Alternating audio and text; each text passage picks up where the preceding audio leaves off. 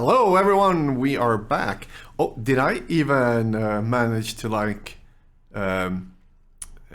make it exactly when the music stopped as well? Top-notch timing, I would say.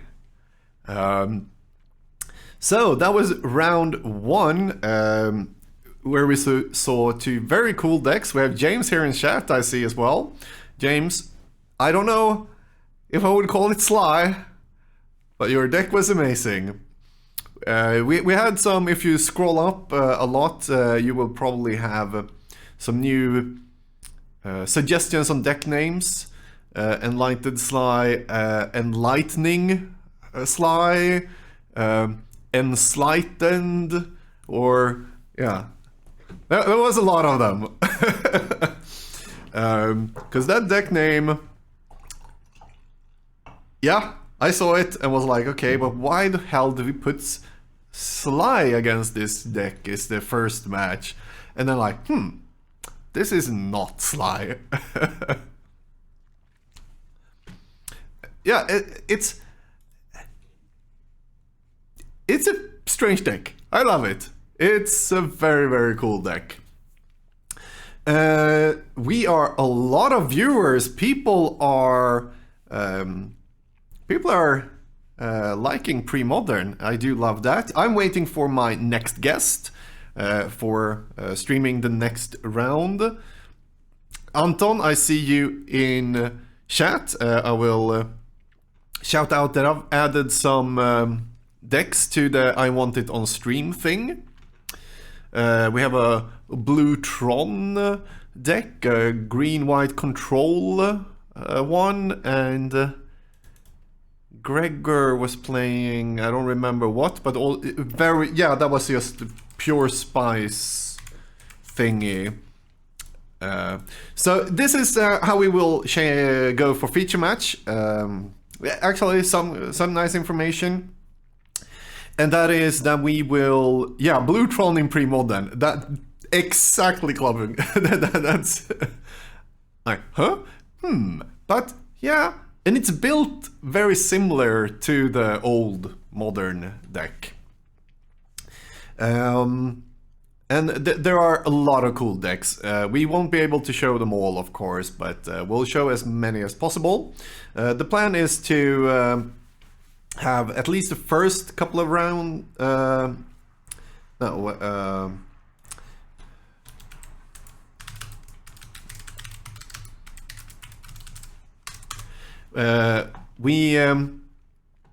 first couple of rounds have been. We will try to have the coolest decks, and then we will slowly go over to showing more of the better decks and win-and-ins and so on until top 8. But the first rounds we will try to more show the broadness of the format, so to speak. I'm just gonna fix here for the feature match have been on stream. We had James and we had Connor Brown. Now Anton, I'm hoping, because this is faster for me, because I also want to bring in our guest real soon. I added a thing in our document where you can check what has been on stream and not.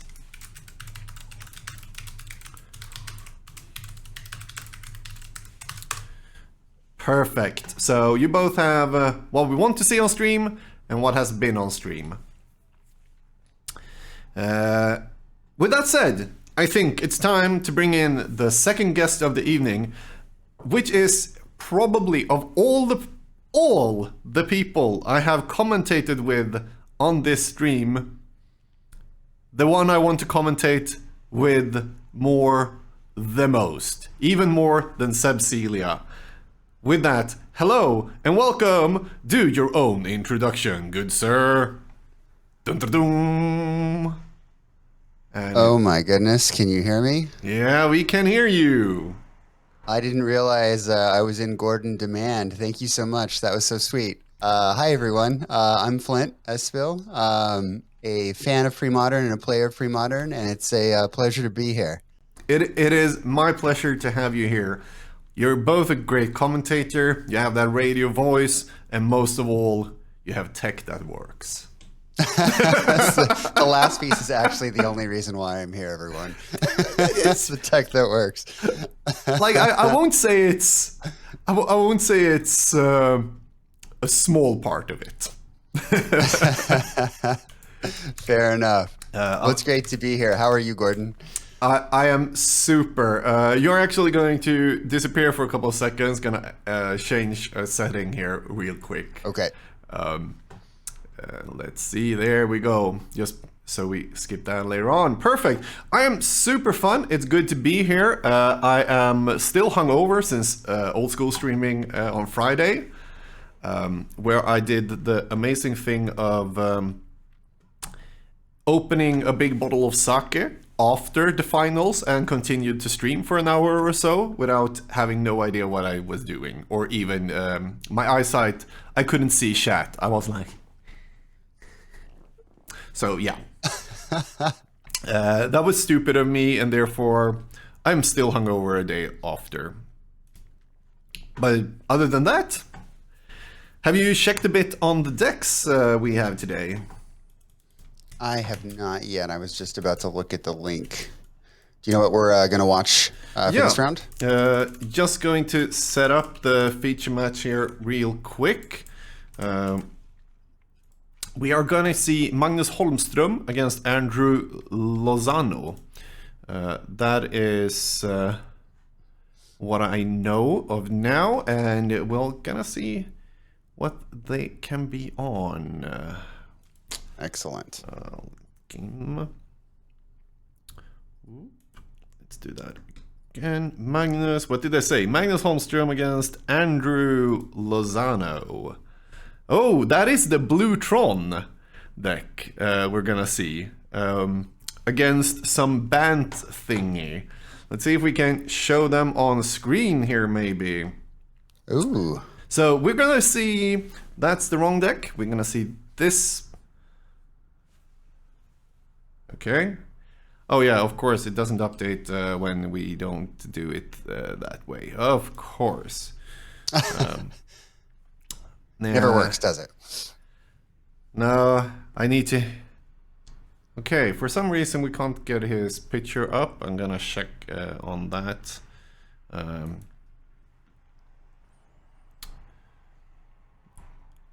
Okay, let's see Magnus's deck then, maybe. Oh, of course. Why isn't this working? I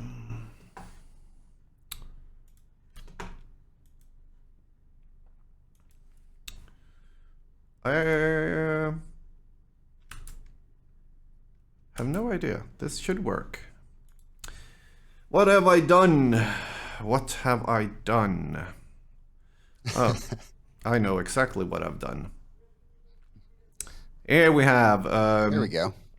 So, Flashbang by Magnus Holmström is one of the decks. The cards we can't see there are some Mother of Runes and Stifles and a Disenchant underneath the Sylvan Library. And he will be playing against Andrew on this beauty of a deck. Mono Blue Tron. You are a Spice Master, Premodern Master. Have you ever seen Blue Tron in Premodern? I haven't seen it in Premodern. I played it in Modern, gosh, about 5 or 6 years ago. But never in Premodern. This is interesting. So what he's working with islands. He's got the Tron lands, obviously. Wow, Ancestral Knowledge. That's a deep cut. Yeah, what else is he but that's in here. It digs 10 cards, is it? Ancestral Knowledge? I think is it 7? I always forget. Maybe it's 10. You get to rearrange them, right? I think it's 10. Its Ancestral Memories are... Let's put it on screen. It's 10. Yep. Top 10 cards of your library. Exile any of them, put the rest back on top of your library in any order. And then when it leaves play, you shuffle. Yeah. Exactly. So you need to pay a bit. But if you only want one of the cards, you need to pay 1 in upkeep once. So it's 3 mana, dig 10. Yeah. And It's a creative way to get those Tron lands. yeah, I I believe it's a pretty good way. Like I don't know a better way in this format, so to speak. Yeah, in mono blue, I mean, I guess you could run intuition, but that's not ideal, right? Let's see. The player seems to have problems once again, so I'm gonna let you talk about this. Sure, sure, sure. And it looks like in chat, Anton's saying those Tron lands, though. Yeah, we can recognize though, right? We got from left to right, we have mine, power plant, and tower. I think those are the new lands that were just printed in one of the most recent. Was it in a master set? Chat or Gordon? I hear you nodding. Yeah, it's not in the. Was it in the master set? But like one of the special editions in one set. Yeah, I actually like the art on these lands, and if you know me, you know I love altars where people will play with full art lands because that's what I like to play with as well. So I really like full art lands that look altered or are altered. Those are obviously gorgeous islands. Sometimes people don't like the full art ones. I know Robin and I talk about this a lot, but I'm a big fan of full art lands myself. So I think it's pretty gorgeous, even though the Urzatron are sort of updated, if you will. Yep. I'm okay. I'm an old school player, so of course I'm gonna say I tick with this or bust, and same with Alpha or bust when it comes to Island. No, Premodern lands. I have some other. I do like the APAC lands a lot, and also actually most Portal lands I believe are very beautiful. So there are other lands. Lands is probably the one thing that is hardest to choose when you build a pre-modern deck, because there are a lot of beautiful lands. There really are. I've got one of those big, like 5,000 card boxes or whatever. That's nothing but basic lands from different sets, and I love Portal and Portal 2. Big fan of Mirage, obviously. The Arena 1996 lands I love. I'm not crazy about foils, but I do love the 2001 Arena Ice Age foil promos, just because they really make those lands pop with the colors the foils do. I have one 4-colored EDH deck where those are the only basics, one of each. Kind of like Ice Age. I don't like foils, but those Ice Age lands in foils are beautiful. Yeah, they really are. Yeah, so were the Urza Saga ones as well. I think those were the arena promos in either maybe it was 2002 or maybe it was right before the Ice Age ones. But those in foils are pretty as well. I know Jens Jaeger plays a lot with those in decks. So it's like when he ran Pink Prison, for example, I think he had them, and when he was doing Welder, I think he ran them as well. And seeing them on camera, I was just like, wow, those actually look really good. Even though I'm with you, Gordon. Traditionally, I'm not the hugest fan of foils myself. Yeah, you're not Slay J. Mr. Jens Jaeger, Mr. Foil himself. The foil king. He really is. Like, foiled 7th edition birds, or what was it he showed off last time we had on stream, like, okay. That's just peak foil. And by the way, MTG PhD just subscribed 10 minutes ago with the Prime sub. That's a big shout out to that guy. I wonder who this could be. I wonder who that is.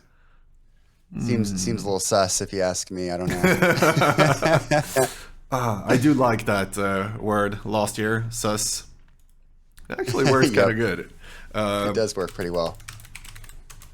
And we have the players. At last, we have the players, and they can start playing whenever they want. So I'm gonna set up the game, and we'll have a great match. Maybe before I'll start with that, I'll show you the other deck once again. This was Andrew fighting against Flashbang from Magnus. So who will win? Isn't that a big question? Yeah, very much so. And so, how's Magnus closing out the game here? He's using what are those lands on the bottom left? Those are the Khan fetches. So the Okay, blue those are white. flooded strands. Yeah. Okay, so he's got Pouncing Panther. Is that what that card is? I always forget Yeah. what that one's called. The 3-mana 3/4 flash that Yep. bounces up and down and so on. And then Decree.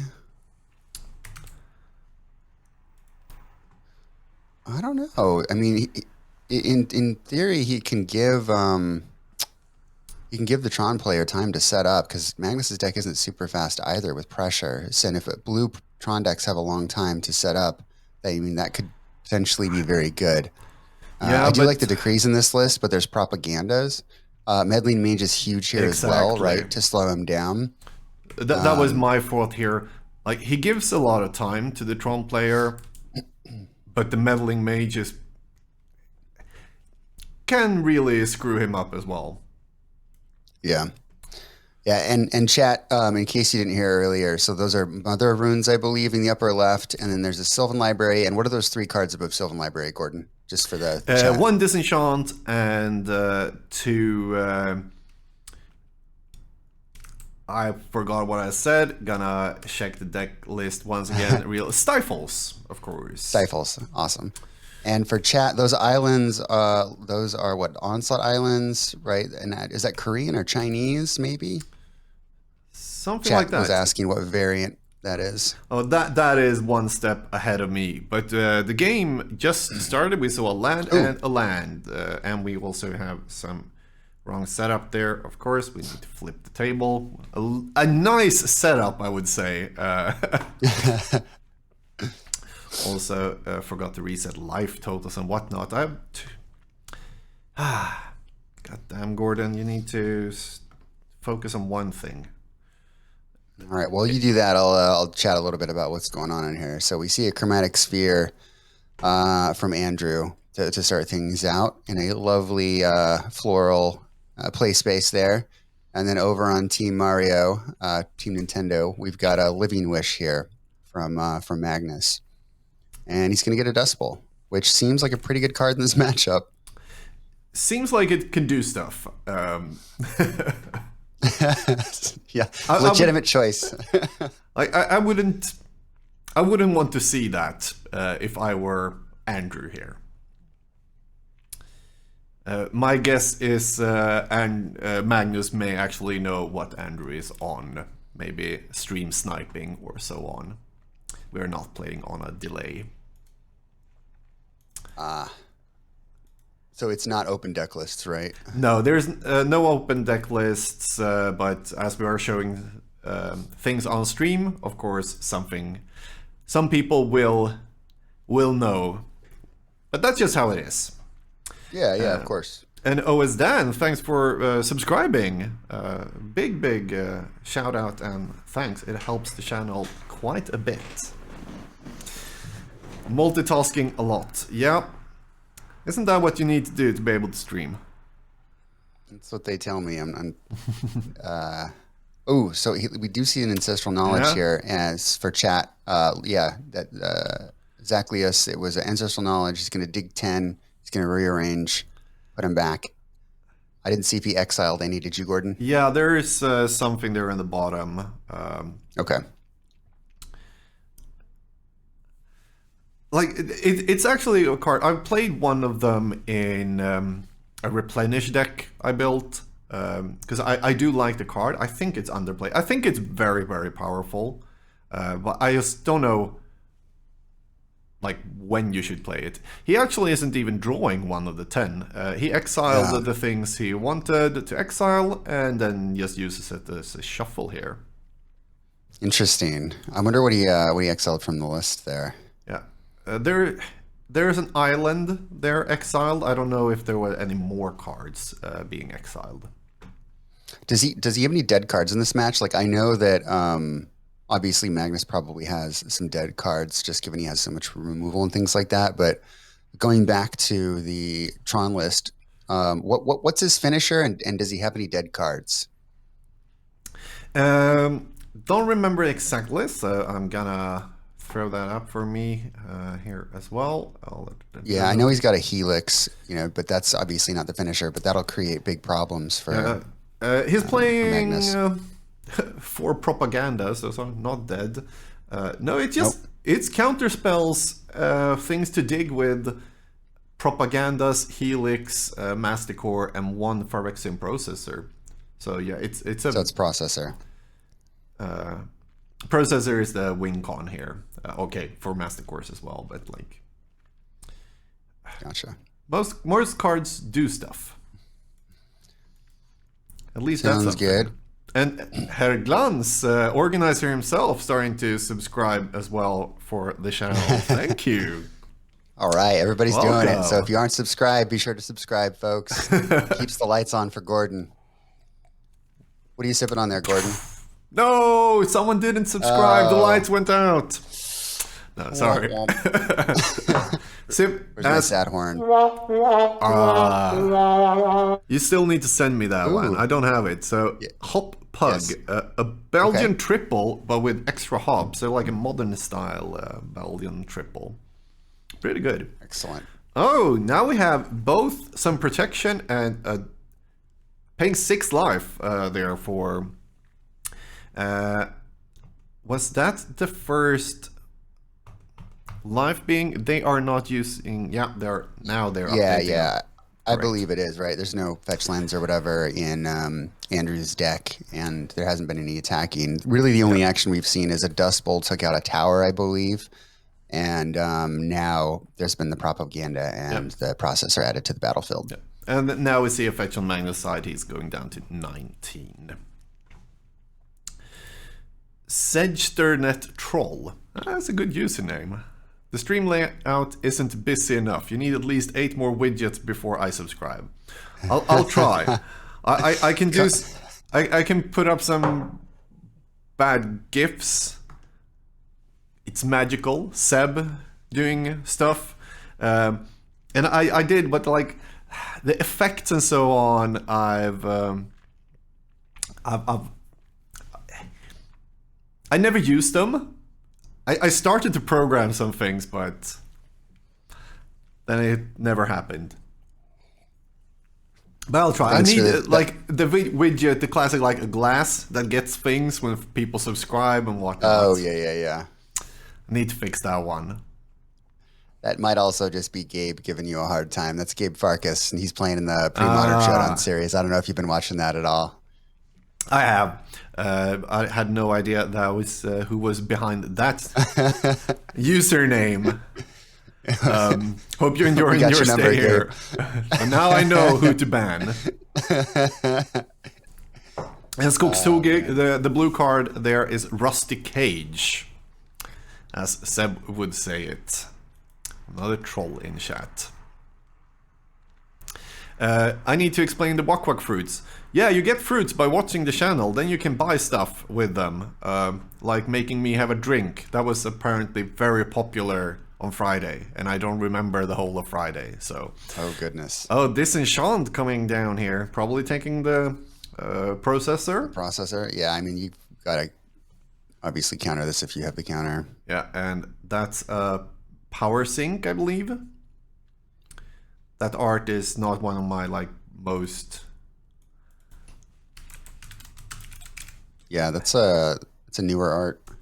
Yeah, but I do believe it is a power sync for 2, but he has 2 mana, so just want to tap him down, taking 1 damage from the city. Yeah, it seems like that, and it still goes after a processor. I don't know about that, like using power sync when it can't counterspell, but yeah, sure. It is the Tempest art.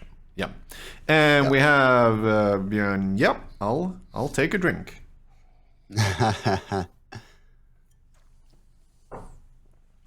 We have another of those bubbles coming in. The old chromatic sphere. Sphere, that's the name. I was just going to say, I don't remember exactly. Like, I know what it does, but is it sphere or bubble or blah blah blah? Star is the new one. Yeah. Yeah, Star was the one in the Mirrodin block or whatever. It's either in Darksteel or Mirrodin. Used in the eggs deck. Yeah, I would say Star is way better. Do you know why?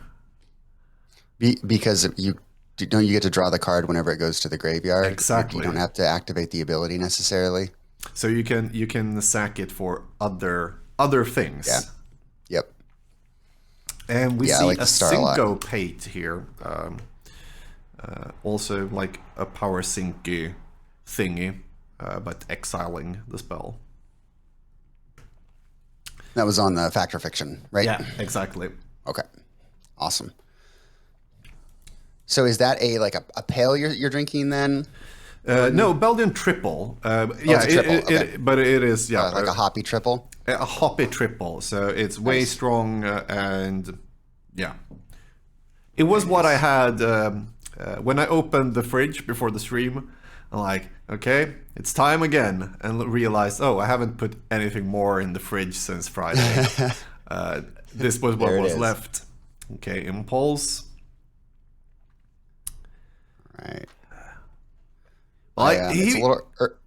Go ahead. he is fighting an uphill battle, even though it's expensive to use the Dust Bowl and so on. Like, he won't get Tron this game. And what does his deck do then? Like, Yeah, it's a good question. Like without Tron, and then also with his processor being destroyed, Andrew's not in a good spot. oh, and we see a classic angel here. Yes. What a beauty. It really is. I remember when that card came, and I was like, this doesn't seem very good. And then someone played it, like turn 3 and then morphing and like 4 on turn 4. Yeah, like, but this is way too good on turn 4. But it's 7 mana, so it still isn't really that good. But like when you get kicked in the nuts by it, turn 4, yeah. Absolutely. I mean, I don't know about you if you ever played like the old red-white Astral Slide deck back in the day, but I remember playing that with her in that deck, and just it was such a fun deck to play. It wasn't the super dominant deck given the meta at that time, but man, it was fun. Such a fun deck. Yeah, I mostly played what's it called? Casual, not tournament-wise. So most decks in the meta was also like casual variants of that. And that was fun, like Slide and Lightning Rift decks. Yeah, were like there's few casual decks that are more fun than those. They're so tricky. Yeah, I really like those. I don't know if you saw in the monthly, maybe 3 or 4 months ago, but there was someone who built a Slide Lightning Rift deck using Weathered Wayfarer and a bunch of other little tricks that actually did pretty well. It made it to the top 8, I believe. It was pretty cool. Yeah, I remember seeing a Slide deck that I was like, this is actually seems better than what I've seen before, but I don't remember if it was that one or I don't even remember what it was. Yeah, no, that was a black or splashing black, yeah, actually using Gravedigger and stuff like that. And I like, I actually think you could do something black slidey. Because of all the like discard creatures and answering the trigger, so they exile cards from the hand completely. What's it called? The Fiend and so on. Mesmeric Fiend. Yeah. So like it should be possible to do something there, but oh no, he's tapping down his lands. Yep. So this is interesting, right? So we have 2 Exalted Angels in play, but Andrew has the Helix and enough mana to make it so Magnus can't pay the propaganda cost, and he's tapping the City of Brass, which is doing damage. It is a win con. Yeah, it's totally a win con. But like the propaganda there is doing some work. Like, because without that, like, okay, tapping down land, yeah, but he already has the creatures in play. But then the combo there is not something I've seen before. Those 2 cards together to actually both lock out of mana, but also lock out all the creatures in the same, like, straight away. Also, we are in round number 2. Sorry about that, chat.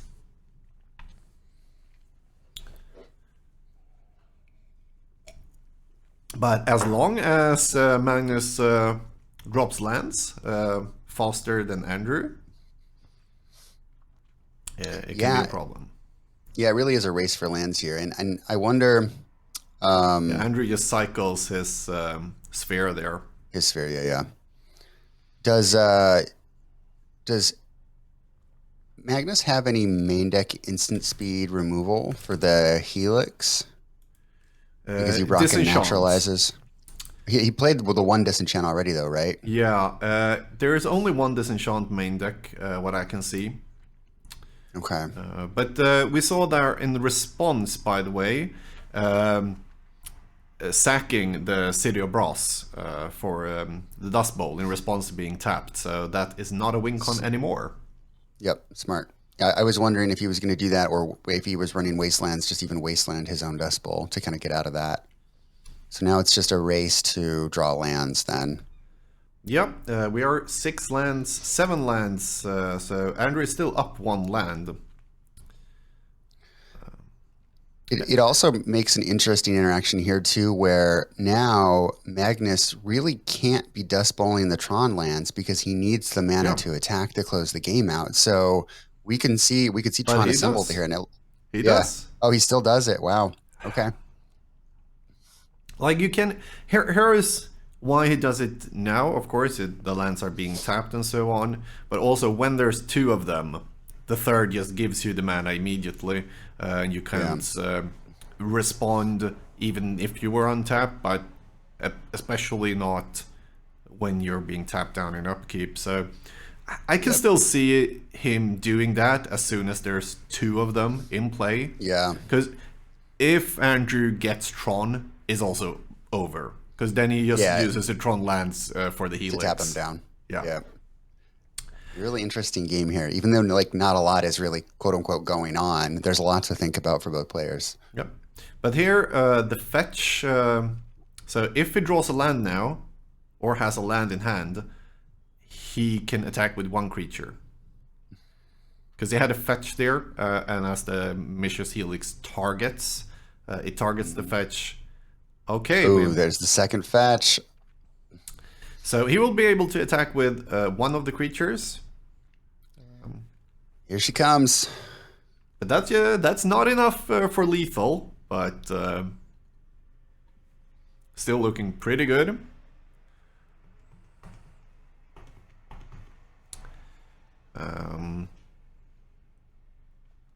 We have Danske Fan in chat saying over, so I don't know about that.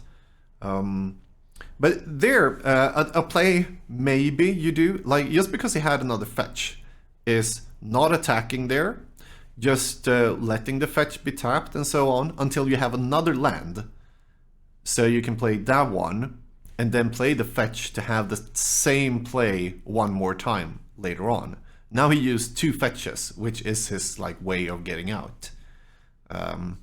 Yeah, in Garuda, you're right there. Exactly what Gordon's saying. Like, do you save the second fetch, right? Like, yeah, I mean, maybe he didn't have another land and decided to wait, but I think it may be smarter in the long run to hold that second fetch just to wait till you draw a natural land, then hit him 1 turn, then hit him the next. That would be my inclination there. When he played the second fetch, I was like, okay.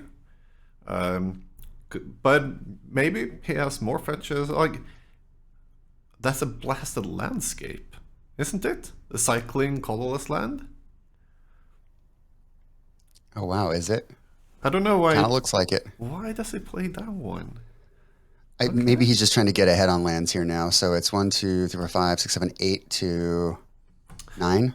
Yeah, I was more like, why does he play it in the in the deck? In the deck, in general. That's fair. But I have no idea. It's Cross and Verge. It looks like actually. Oh, is it? Okay, that makes more sense. Also, pretty good with Dust Bowl, of course.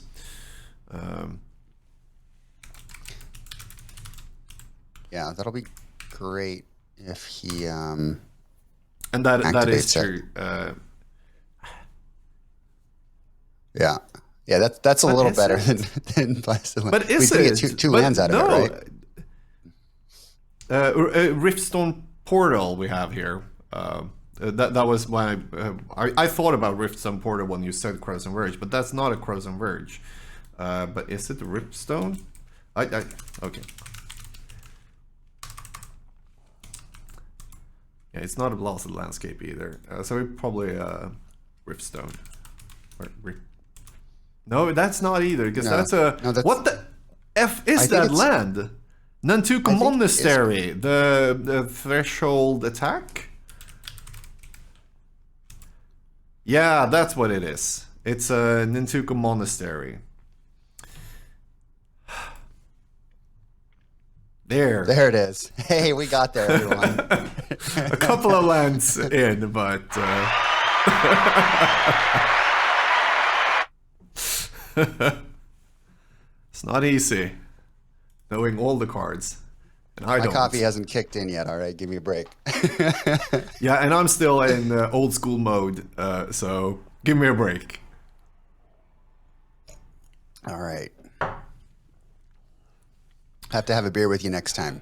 Coffee today. Yeah, this is a later stream, so beer in later rounds. I may pop in. I may pop in a little later just to say hi. I'm working on and off throughout the day. Yeah, and we see, okay, land for the win. Because Magnus has drawn lands. Let's see. It doesn't seem like that. No, there's no need to slow roll. No, going to discard. Whew. But Andrew really needs to put some lands into play now. We got chat asking for a little Teferi's response action here. That would be pretty sweet. Like Teferi's response to a Mishra's Helix destroys the Helix, draw 2 card. Like pretty good. Yeah, it's another like sort of narrow card that I love. Yeah, because it's so good when. Oh, there we have it, and that's the game. There it is. Yeah, Yep. It should be. Game 1 going to Magnus Holmström. Let's have a check on their decks. Here is Magnus's deck also. I actually missed that first time we looked at it. The deck picture is a bit as it is. In my setup here, I actually have on my list to fix to make the commentator smaller here. It wasn't set up for decks in this way. I'm sorry about that, everyone, but I can't do anything about it right now. Magnus's deck is cool. I did not see the Living Wish package at first glance, where it has some cool stuff. Mastercore, Uktabi Orangutan, some life gains in the Radiant Dragoons, and I don't know the blue card or the white. The white is the enchantment killer. The blue is... Yeah, there's an energy flux there on the bottom at the end. That's the one with Karn and Hannah, I think. That is the true. Legacy reprint. I was just thinking creatures for the Living Wish, but yeah, that is true. Yeah. Chat, behind the Sylvan Library is a Disenchant and 2 Stifles. Yep. There's in the 4 middle row, mothers. and 4 mothers, yeah. So in the middle row, what is that? Is that a Hibernation? Yes, And Hibernation, something Powder white. Keg, Scylla Cleansing, Monk Realist, is it the Realist or the Idealist? I think it's the Realist. Okay, let's one that have I'm saying a realist. It's Realist. So Yeah, you can see his sweet bald monk head there. I think the Idealist is wearing a hood. let's put yeah, idealist is that one. Yeah. Yeah, I think it's the realist. Yeah, it's the Realist. Is it an Ice Age COP red behind Hibernation? Yeah, that is the explosive art. That is true. God damn, there's so many reprints and so on in Premodern. Yeah, I really know. need to study up when I stream Premodern, just because I don't do it enough. It looks like on the bottom too, the white card, I think that's Auramancer. It does the same thing as Monk Idealist. On the top, what do we got? We've got Dust Bowl, Tormod's Crypt, Chill. Oh, I can't make out Card. what those other two, the blue and the white cards are. Yeah. Let's have a quick look at Andrew's deck as well here. Quickest way to study: play with us. Yeah, that is Ooh, true. lots of stuff going on here. Yeah, not the best pitcher once again, but Capsize is a cool one. He plays 4 Teferi's Response. Wow. Smart. I mean, right? In a Tron deck, like it just makes so much sense. Yeah.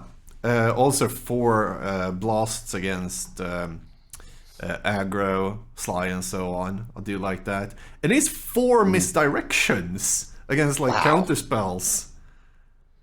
That's huge. Well, you can. I guess you could also use them. Does it work? It doesn't work on abilities, does it? It's just. No, it's Is just it just spells. spells, or is it okay? So it's the force of will, but only while protecting your own spells, which is what this deck wants to do. So, and I believe there's 2 arcane libraries under the Capsize there. Yeah. 2 of the Arcane Labs or whatever. Yep. Awesome. Laboratories. Not libraries, of course. Oh, maybe. Oh my god, I am so off it today. Ugh. You're just getting into your stride, Gordon. Right? It's only round 2. You got to get to that. It's the Yerkes Dotson curve, right? You need to be just drunk enough to perform optimally, right? But not too drunk. And so you're getting there right now. Yeah, I'm hoping for that. Gonna add.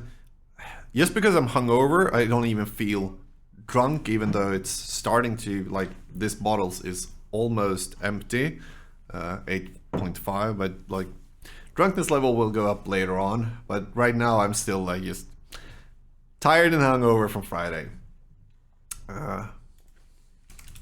But this deck, actually, is something, I need to buy a couple of more Ancestrals, and if I need the misdirections, I don't know if I have a playset of those. Because when do you play a playset of those?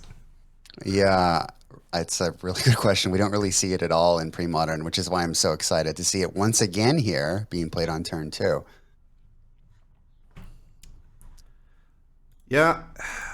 Okay, I promise when I get next sub, I'll order up to a playset of Ancestral Knowledge and build this deck. Because it's actually been quite some time since I played Premodern. I should do it.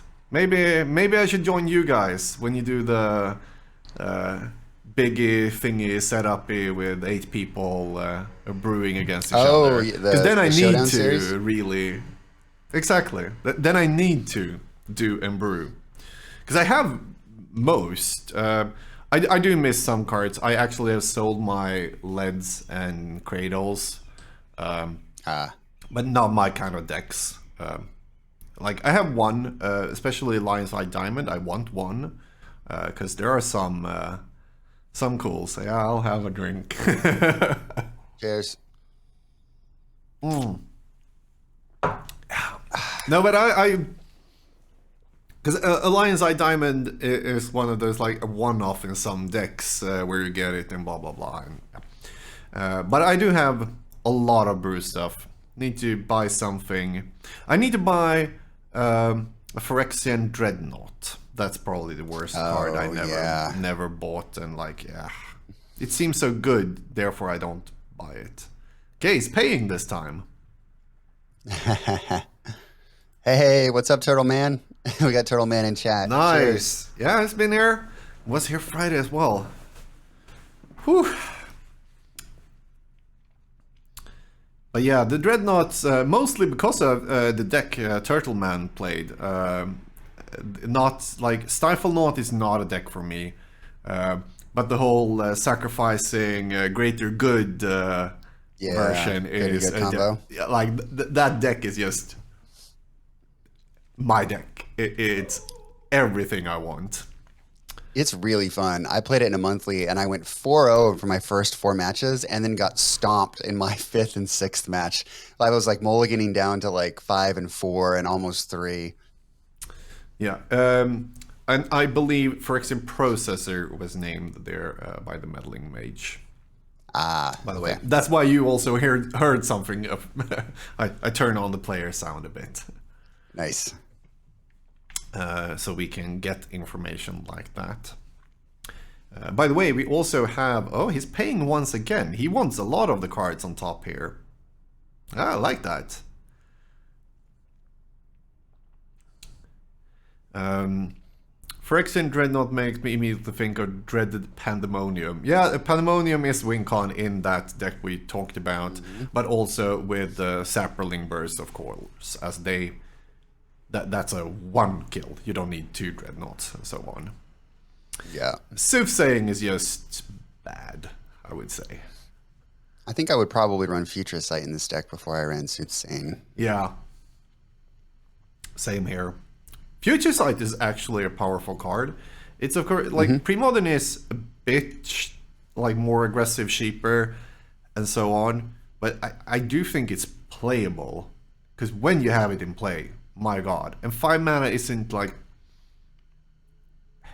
It's not unplayable. It's not crazy. Right. But he has Tron now, I believe. No, maybe no. He does. Yeah, he does because he tapped 1 land there.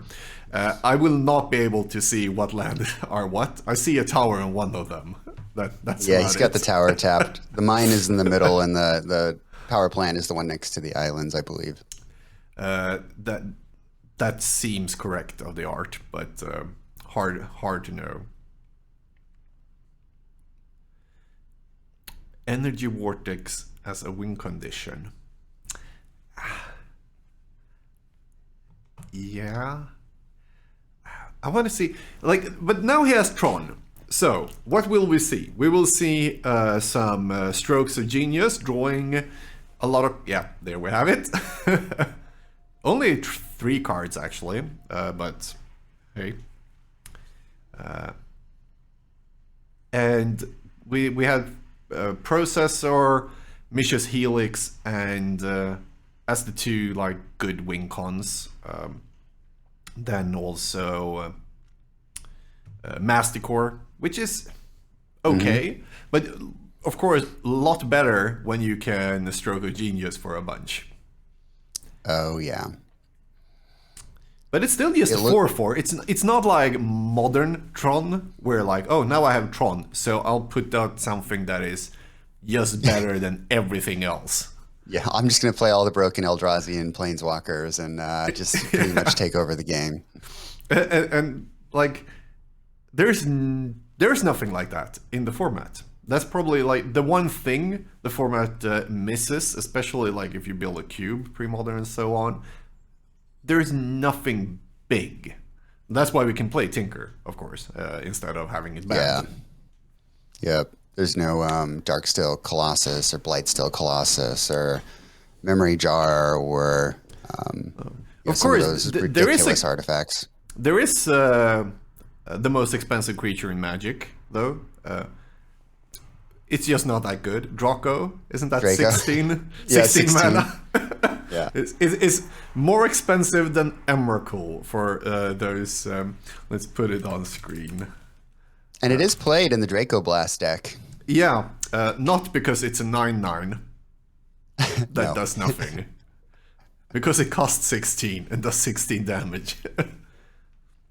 That was actually one of the first combo decks I tried out when we really started to brew here in Stockholm, a Draco Blast combo deck. I've seen like a black-red aggressive deck with that as like a pseudo extra win con so on. Go kind of good in Premodern. That's cool and all, but I want to do something that's a real Draco Blast deck. But hard. Looks like a Panther has entered the battlefield. Yeah, so he will be able to say something else now. By the way, my life total game has been a bit off. There we go. 15-17 is the correct life totals. The gold card is Panther pouncing, dowsing. Let's hear the players again. Jaguar. Fleetfoot Panther. So we have a Stroke of Genius for free in response to that Meddling Mage, which would have been a good card to turn off otherwise.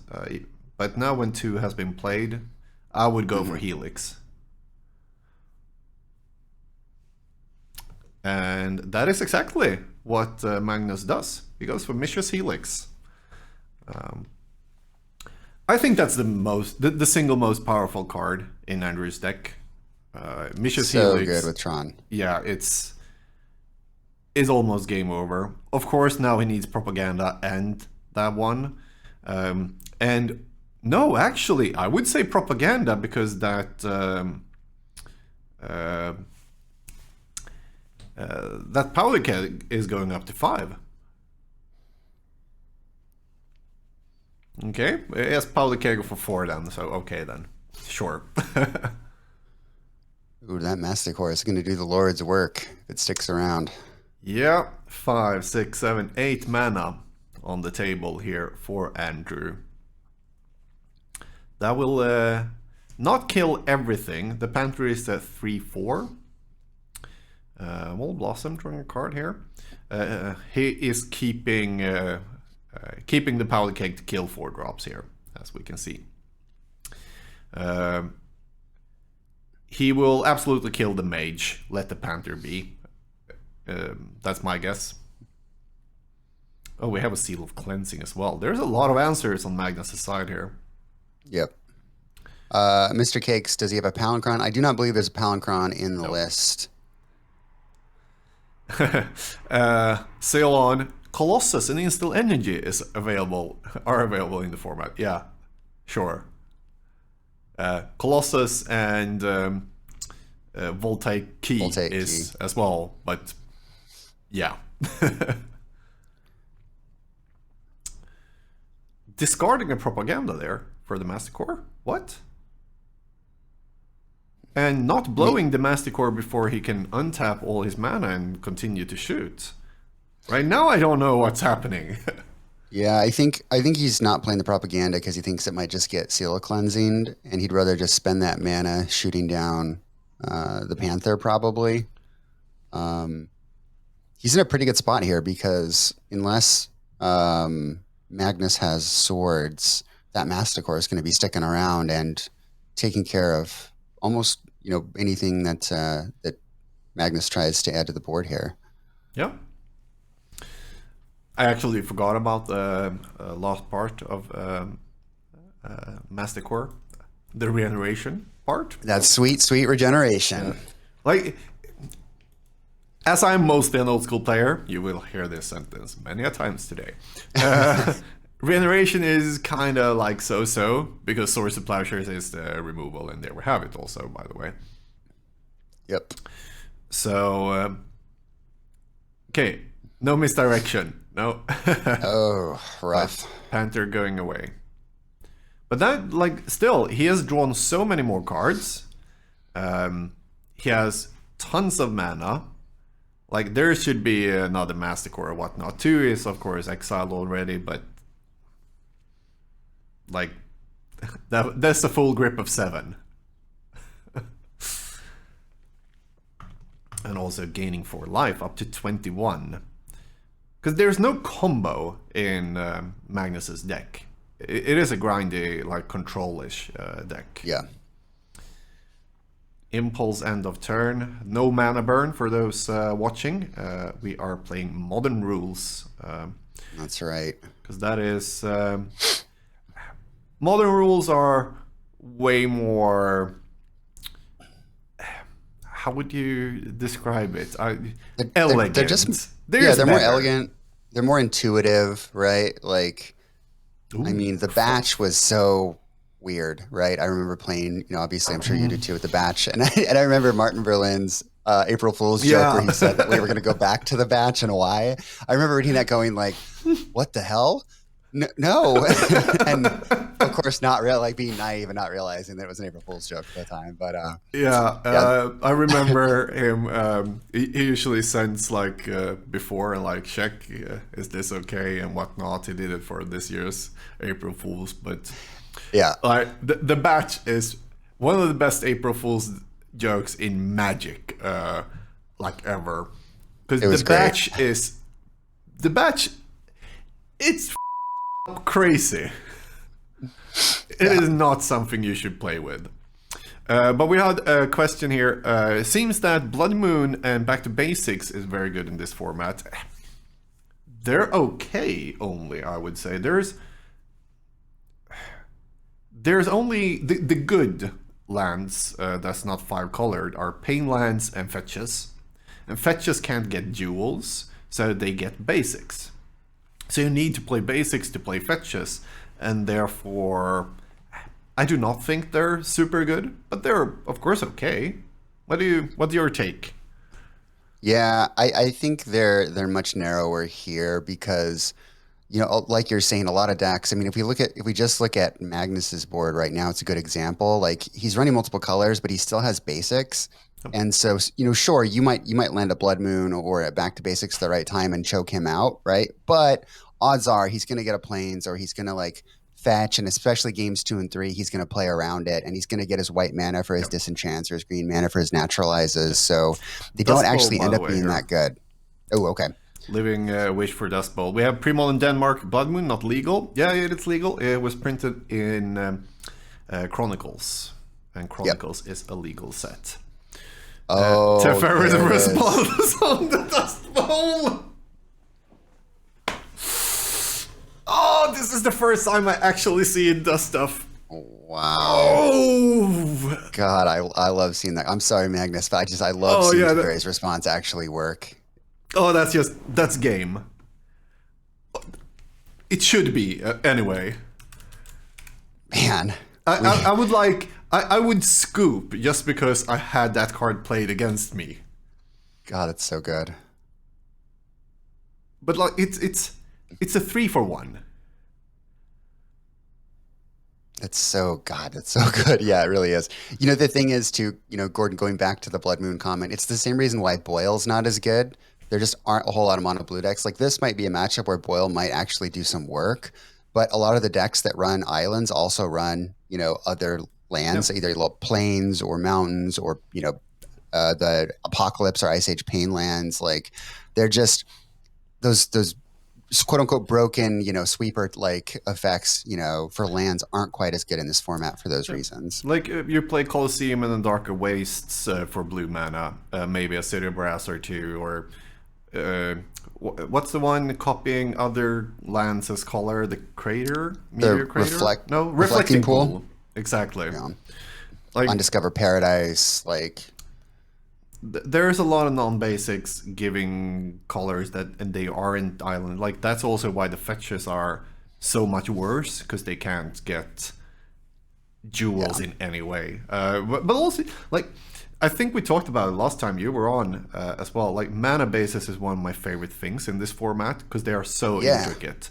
Because there's so many good lands, but they are also not so good, and they're bad and like in together. And there's only like 5 fetches, not 10. So some color combinations are worse, and you like the classic Esper deck where people want to play like Meddling Mage, Gerard's Verdict, Vindicate, and so in the same deck. Like black, white, and blue, you can't have that on turn 2 with 2 lands. not unless you're running Cities of Brass. Yeah. Yeah, or another rainbow land. Yeah, it's a really good point. Fact or fiction here? Yeah, fact or fiction, not seeing anything is on 2 going to die. And that's a 1-1. Right. This match is amazing. Yeah, really good match here. And chat, if you're new, I don't remember who asked about Blood Moon and things like that, but if you look at what Aaron Dick's Caffeinated 22 is saying here, right? He points out the good hate, right? So the good hate in this format: Wasteland, Dust Bowl, Price of Progress, Winter Orb from Nick Mosta. Like, if you want to hit mana bases, that's the way you do it for sure. And like Price of Progress is an amazing That's a good card. Underplayed card almost. I played Sly 1 month and main decked one Price of Progress. I would main deck 4. I'm not a Sly player, and it's probably wrong because no one else is doing it. But like, it's so easily 4 damage, and then it's good. You don't like need to get the opponent. It just needs to be 2 non-basics. Yeah, it's pretty good.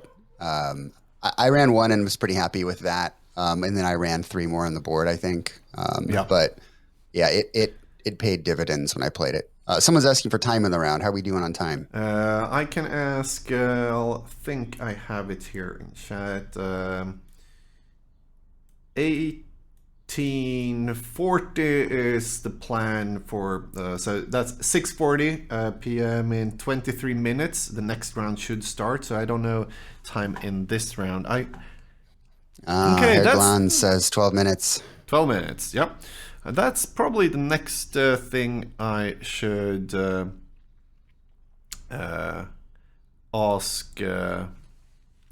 Slanfan to incorporate. I have a special view only for the feature area for like streaming. I have a special view seeing their live totals and whatnot, and I chat with them. Nice. But not the round timer. So need to remember that. I'm actually gonna send them a message straight away. Bad content doing things like this immediately, but that's why it's beta. I'm allowed to do this, I believe. Seems like it all runs pretty smoothly to me. You're probably your own worst critic.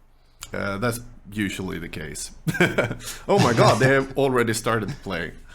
Awesome. All right, maybe they're aware of the time here. Yeah.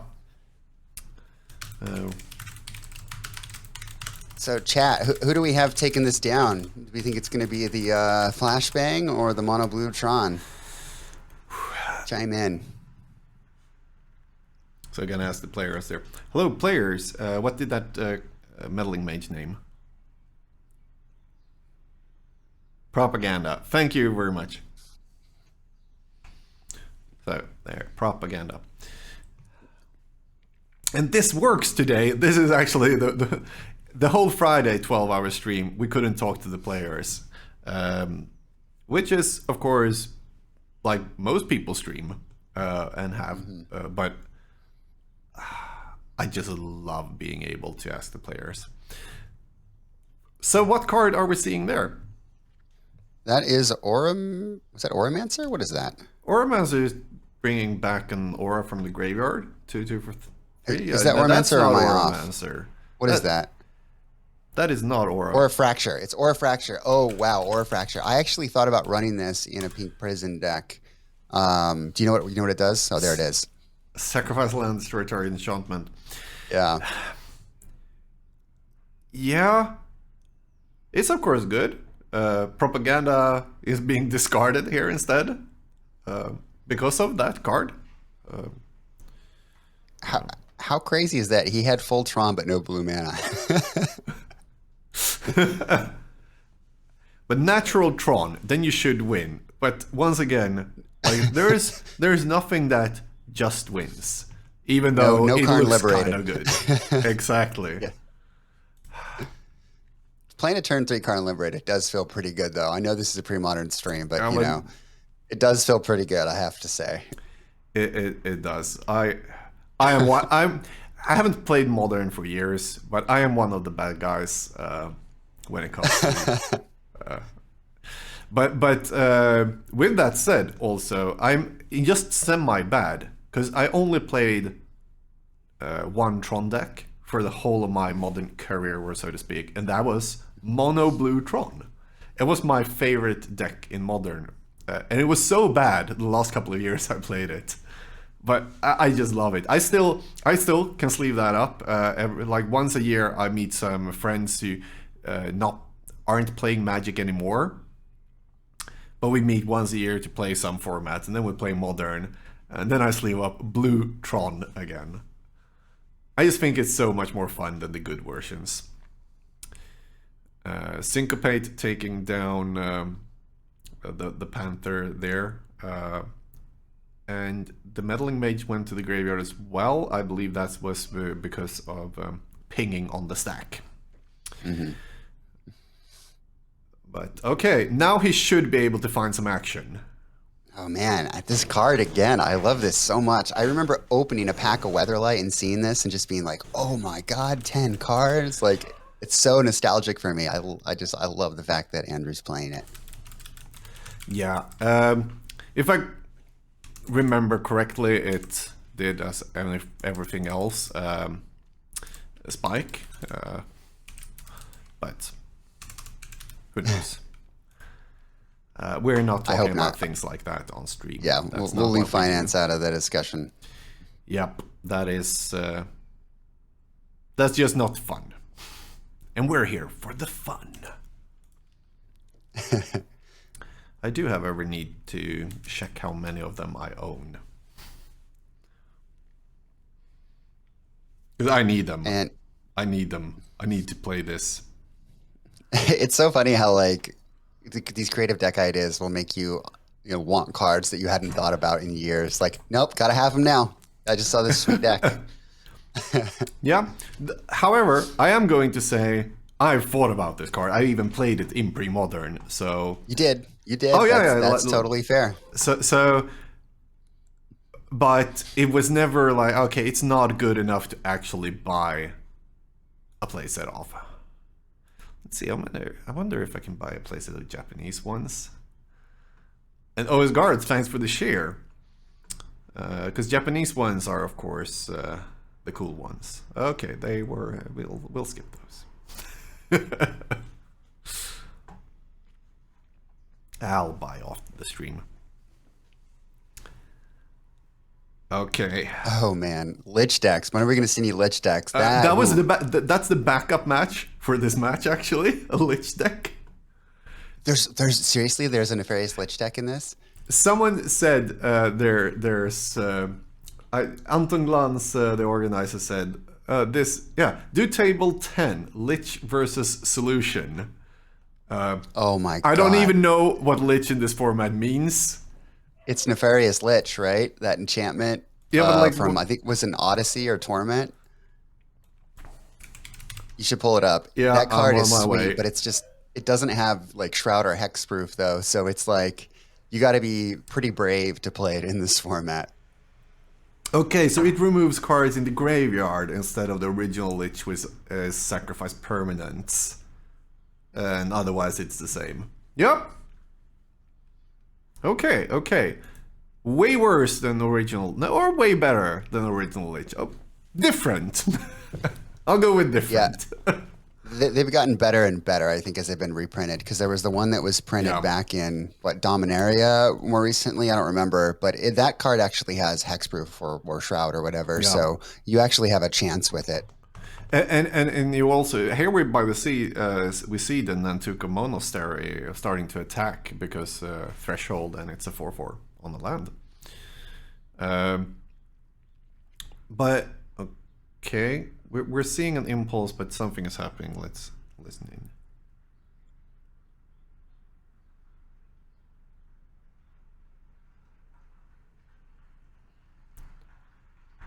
Okay, so the players are on turn 0. So this is end of turn Magnus, and then we'll go to time.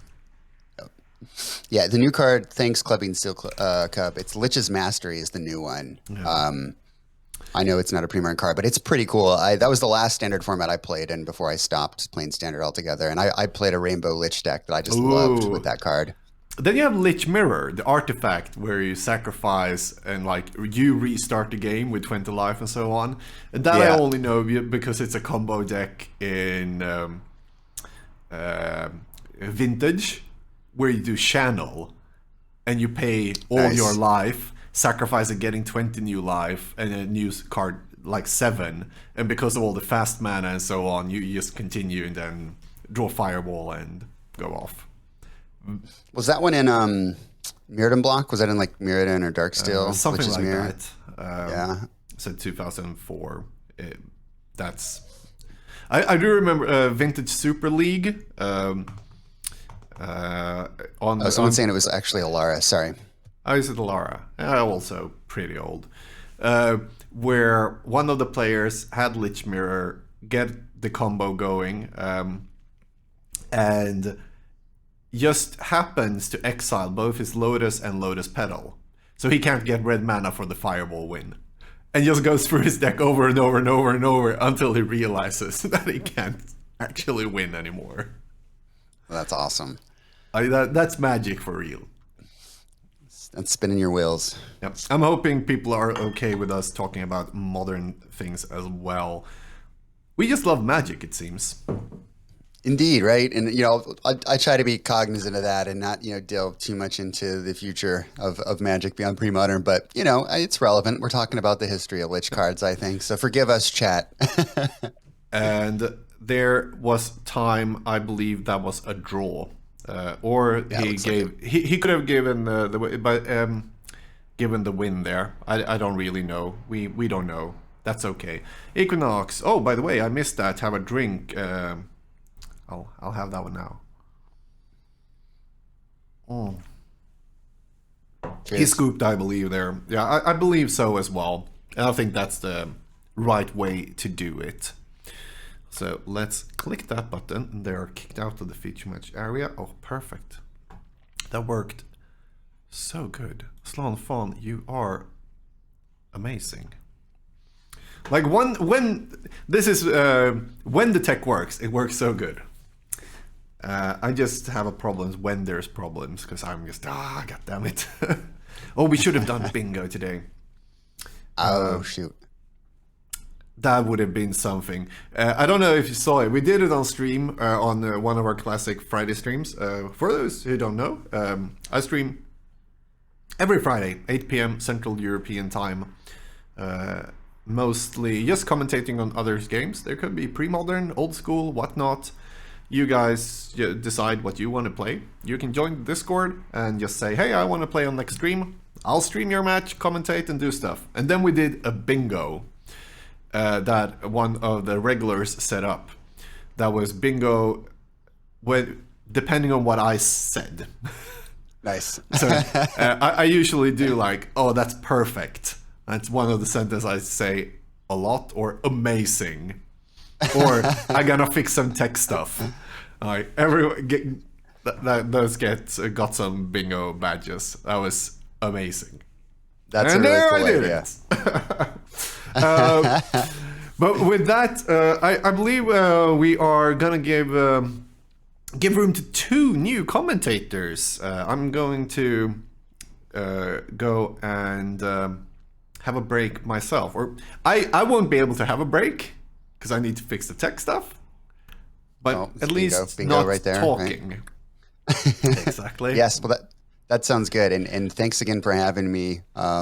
I'll be around to watch, for a little bit longer, and then I'll ping y'all in the Discord later on to kind of see where things are. I think I have a couple breaks in my work schedule today, but regardless, I'll have you on in the background. That seems perfect. You just tell me if you want to join in from like round 5. I believe we have more of an open schedule.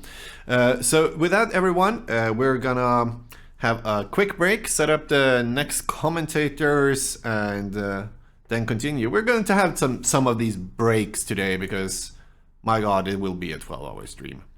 So with that, thank you, Flint. Thank you, everyone, for viewing. We'll be right back. Thanks Cheers for having me.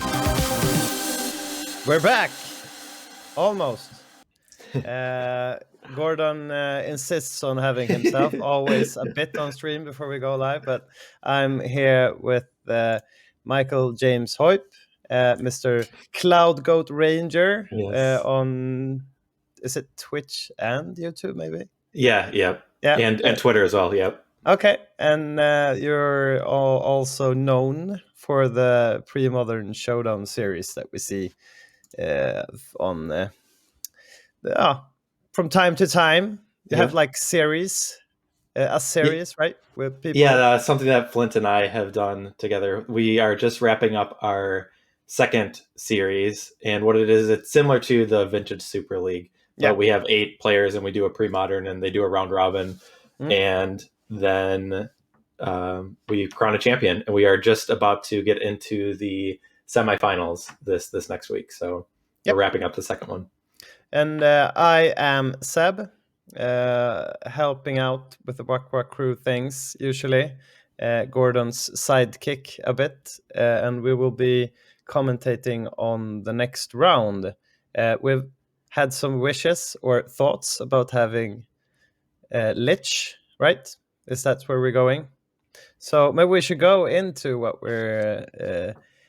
we'll be seeing. So from Philippe Boehm, what are we seeing here, Michael? Okay, so I'm just digesting this because I know I've looked at the card Lich before. I know I sometimes get my creative juices flowing, and there are different options you can go with Lich. Whether you just want to stay mono black and then have like Zern Orb as a way to gain life, or if you have like Confessor would be the other card, is like whenever you discard a card, and then if I don't know if you just use Wild Mongrel or something, and you could make that really big. But it looks like we have an Academy Rector, so that's to get the Lich out. Veteran Explorer, so that's to get extra lands. So Overgrown Estate is the life gain card. So that's similar to a Zern Orb, but it costs green, white, black, and it's an enchantment, and you sacrifice a land to gain 3 life. Yeah, so a little bit harder to get into play. Gaining life is good with Lich. Yeah, if you like drawing cards, then I guess it's pretty good. So, and that's how you win, right? Yep. So it looks like if once all those 3 things are in play, so it's sacrificing lands, drawing cards. Also, like the cool thing with Veteran Explorer is like after you're kind of going off, you're able to play Veteran Explorer and then get lands to get more life. So that's a cool way. It looks like the win condition. How does he win? Maybe the chat can chip in. I can't see all of there's a couple cards I can't see. Down to the left there, I think we have some. Sickening Dreams, it looks like. So that's 1 in a black. It's a sorcery, and as an additional cost, you discard X cards, and then it deals damage to the creatures and players. So, and hopefully you have enough cards if you gained enough life. So, that's if you're drawing a bunch of cards, so the combo essence, and you want to Cabal Therapy away the Veteran Explorer or the Academy Rector, as you mentioned. I don't know how long time we have before going into the game, so maybe we should check the other deck before we. Sure. So Philip Boehm will be meeting some sort of Bant thing. What are we looking at here then? It looks like a pretty traditional madness list, but then the addition of white mana for Swords to Plowshares is what I'm looking at. So this looks like a pretty tough matchup, I guess, for the combo deck. You have any aggro control deck is usually the bane of combo. The pressure and counter magic is usually problematic. So we'll see if the Lich deck can pull through. I think kind of with the novelty of it, I think everyone's kind of cheering for the Lich deck. But and okay, Madness is also a bit of a like semi-combo place to be, at least recursioning like the graveyard themed or stuff you can see here. Normally I don't see white mana in the Blue-Green Madness, so that'll be interesting to see. I guess this matchup is probably not where Swords of Plowshares is going to be at its best, but I mean sideboard cards of like Meddling Mage might come into play. Okay. Yeah, so we're going into the game. We did see a word chip there. I like it. I like that card. And a Basking Rootwella. So both of the players are really off at the races, what you say. So a Veteran Explorer, good start, and a Basking Rootwella is a good start for both of them, I guess. Yeah, definitely Veteran Explorer is something that you want to see out of the Lich deck. Getting that mana into play will really benefit the combo deck. The Basking Rootwell is a fine lead off. It's fine to start things off, but sometimes there are hands where you want to keep it to discard to either Wild Mongrel or Frantic Search. But it'll just depends on the texture of your hand. Yep. And Mirrodin is at 19 from the fetch, going into his second turn. Okay. Some more nice abilities to discard stuff, but also some kind of pressure. You didn't want to attack there. You could make the argument that maybe you could say I'll attack before I play the Wild Mongrel, and then you're trading your turn basically. But I guess you would get the untapped lands with the Veteran Explorer, so you'd still be able to play the Wild Mongrel. So it's interesting that he didn't want to go for that line. I guess he's kind of afraid of his opponent having mana. Once again, I guess the players don't know what they're playing, so it's not like yeah, you're right. They don't have knows, perfect information. Yeah, like we do. So, but yeah, and usually I am afraid if I see a veteran explorer, I start to pace a bit and try to figure out what's going on. And typically you think like if an opponent puts veteran explorer in their deck, they're going to take advantage of it more than you on average. So yeah, and we have some other ways of getting more mana. It's not a rampant growth. What's it called? Is it? Yeah, that was actual rampant growth. Yep. And Mirrodin being at 18 from the fetch. So maybe he's figuring he needs to get some pressure on. I don't know how. Who? It must be the Lich deck that's wants more time, I guess. Right? Yep. Yeah, I think if the game goes longer, I guess the one advantage is if time goes on, then the Blue-Green Madness has a little bit more time to find those counter spells, which are pretty important. Yeah. So there's some problems that you mentioned for like the Lich player here, Philip. Like you need to get through the counter spells and whatnot. That was a very good sequence for the Blue-Green Madness player. So we saw an end of turn Frantic Search, and then got to untap the lands, and then pay the Madness cost of Arrogant Worm, and then also, very importantly, discarding Wonder. So with the island in play, all the creatures have flying. So the Veteran Explorers no longer have a chance to block. So that is really, really problematic for the Lich deck. So that was his like way of keeping at bay the attackers there, and he managed to get over that by giving them flying. Yeah, now the clock is very real. So this attack is just a natural 7 and has the option of being more if he wants to discard cards or use mana. Mm-hmm.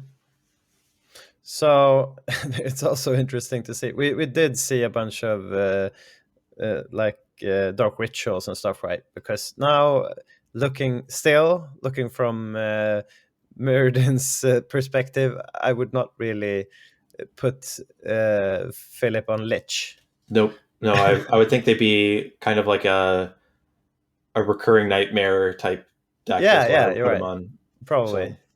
But like maybe some, I don't know what the Veteran Explorers. I like Veteran Explorers as a card. I haven't seen that many deck used it to. Yeah, I think the most often I see it is in like a Pattern of Rebirth deck. Yeah. So, and it's interesting. So showing the dark rituals, I guess. I mean, I don't know if Philip like considers this game like a loss already, but I don't know if there's value of playing if it there's out. value of just if there is like kind of say like, okay, let's move on to game 2 and like my opponent's not going to know what's going on. But even I guess here, Academy Rector still is kind of that Pattern Rector type feel. So. Yeah, you're not giving more away by playing that. Maybe you're already shown your planes with the rampant growth, and there's probably some kind of combo-ish element going on. Yeah, the Dark Ritual, I guess, is not typically something I would expect out of the Pattern Rector deck. Yeah, but you're right. You need to start if you're feeling that this is a no-win situation. Maybe you don't want to give more information away. So, but yeah, I mean, I guess there's probably the potential. I guess if you have like Overgrown Estate and you just go get Nefarious Lich, you're able to draw 12 cards. So, and then even more if like the Veteran Explorers die. So I guess if there's no counter magic out of the Blue-Green Madness deck, then I think it shouldn't. I think there's still actually a pretty reasonable chance that the Lich deck can win. Yep, I agree. You have so it all depends on what he has in hand. You really need to. If he starts gaining life, if he gets the Lich out, if he. Okay, so the Academy Rector was countered after a Frantic Search discarded a Circular Logic and the Madness was paid. And then the follow-up was Primal Growth. So that is kind of like a Rampant Growth, but then has a kicker to sacrifice a creature. And I think it double Rampant Growth then. I don't know if they come into play untapped or tapped for the Primal Growth. But I think one of them, that's why I asked you earlier if it was a rampant growth. They keep printing new art, and I'm not that good at art. But one of them is actually untapped. Okay. So it looks like all the Primal Growth ones are untapped, and so and the Veteran Explorer ones always will be untapped. Yeah. So. And there's where we find all of our black sources that we need. So yeah, this might be a Lich in hand that is looking to be cast. But I guess either way, even if he doesn't have it in hand, he's got the access to other colors of mana. So I guess there's no reason not to get a bunch of swamps. So it all depends now if he will be able to have like the right cards to do something next turn or even survive until that. Yeah. So it's 7 without extra pumps. Mm-hmm. So 7, it'd be 9 with the Basking Root Walla, and then I guess three cards is not that many, but he just played a forest, so I don't know how many cards are, because I think there's a deep analysis in the graveyard too. So yeah, you're right. I think Mirrodin has the option just to go for lethal. Mm-hmm. And maybe Philip is giving it away with the hand on the table, or maybe he's baiting here. We don't know. I don't remember from his deck list what kind of answers he did have in main, though. Sickening Dreams would be a card, but you need a bunch of cards in your hand for that to be pretty good here. I don't remember anything else. Yeah, I remember also one Sickening Dreams.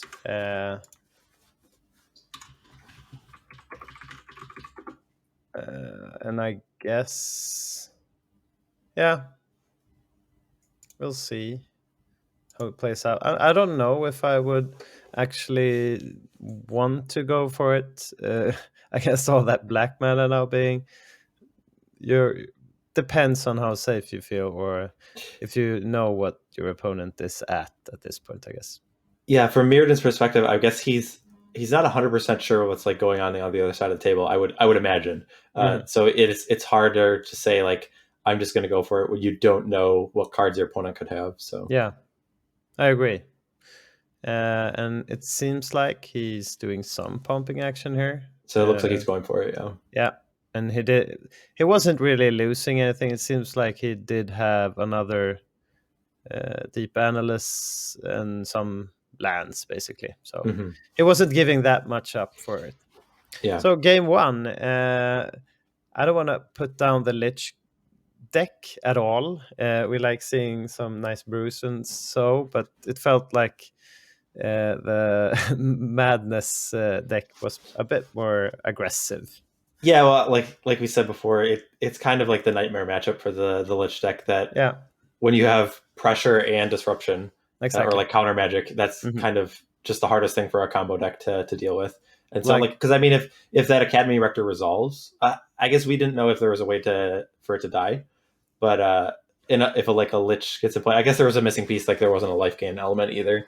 But yeah, things could have been a lot we don't know what he had, like 1 or 2 cards left in his hand when he died, but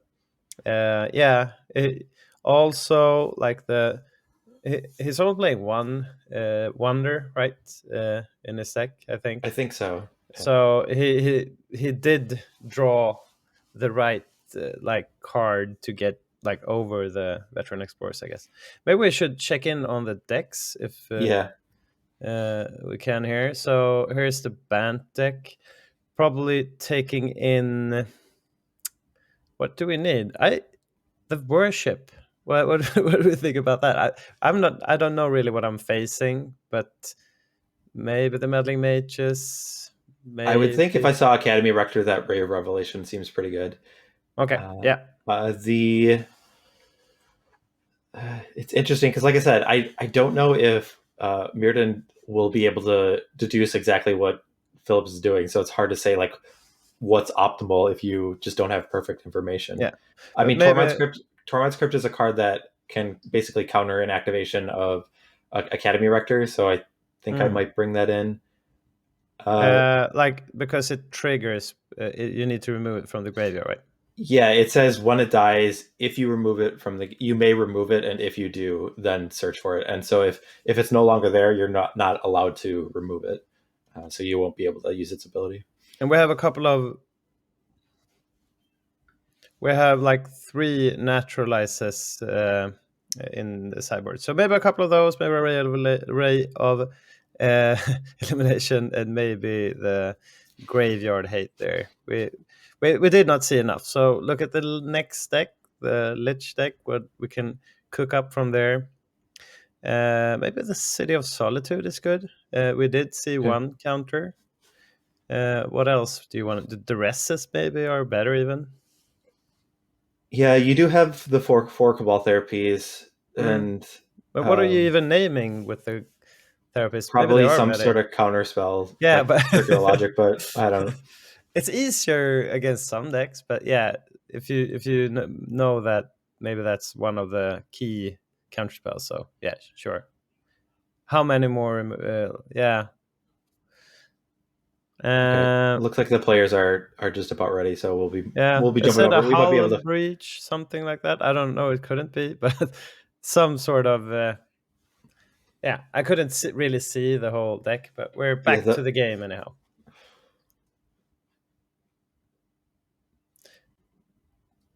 So a slower start from both players here. Mm-hmm. As we mentioned, game 1, that's probably what Philip wants. Still, though, we have the surprise element of kind of discarding stuff and madnessing them into play end of turn from Mirrodin. Yeah, the Merfolk Looter does a good job of playing the longer game for the Blue-Green Madness. Like drawing an extra card every turn is pretty good, because a lot of times like discarding the card is either not a bad thing or actually beneficial. All right. We'll figure out what this meddling mage was named. Yeah. I guess you would. I don't know what I would name after I had seen like the cards. Like Academy Rector probably is what I would name. I think what Philip wants to do, we were talking about the discard there, looking at sideboard. That's probably somewhere where he wants to start if you want to go off at any point. And we haven't actually seen any of those, so he's probably not. Okay. So he did mention the meddling mage is at Academy Rector there. It's a good choice, right? Yeah, I think from what you'd seen in the last game, I think it makes a lot of sense.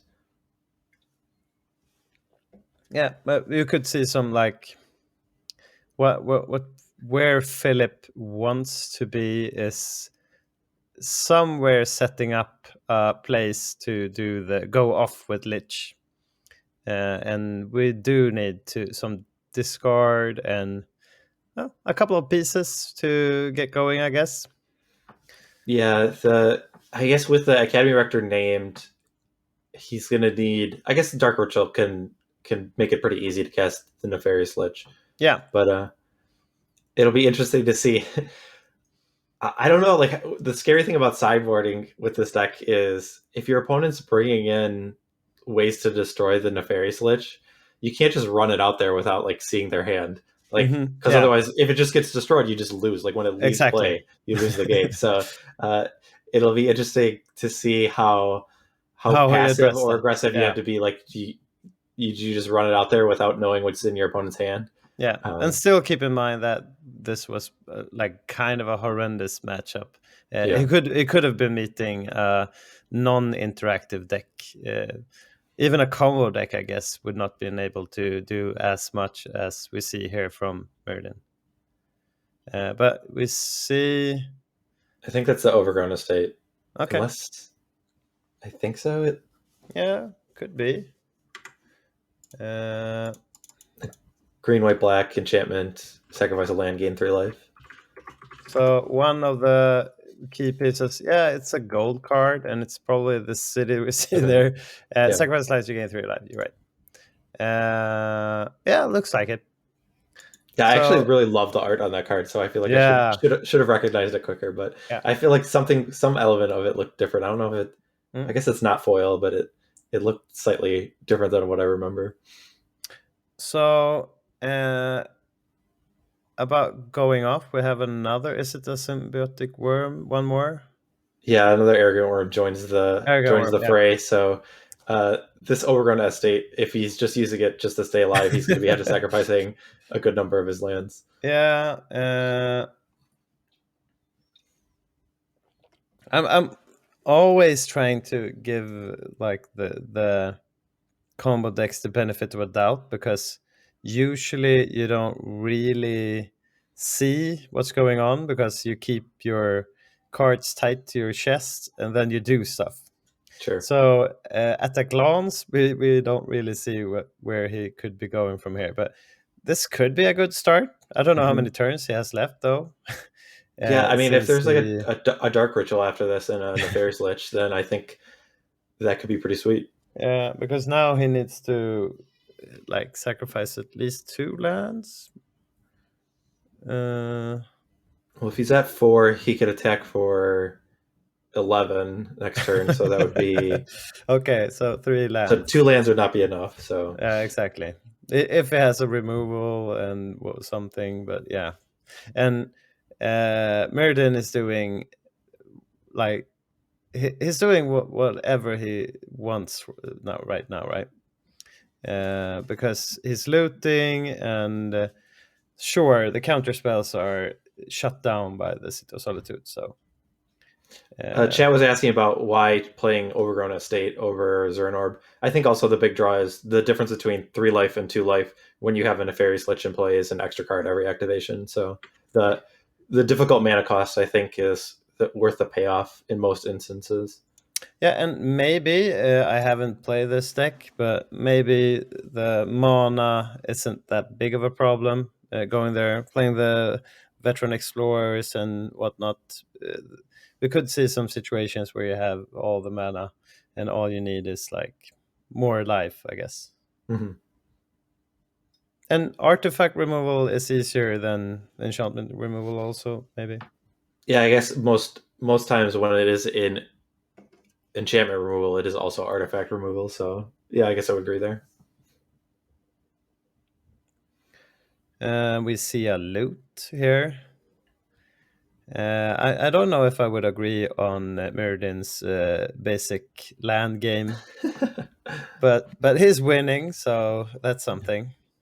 I didn't realize that we were still on the turn of that City of Solitude trying to resolve. So Okay, no, it's removed. Actually, it was countered. it was countered. That turn. Yeah, Okay, I Merfolk see. Glitter was used, and I think and a Frantic Search. So Okay.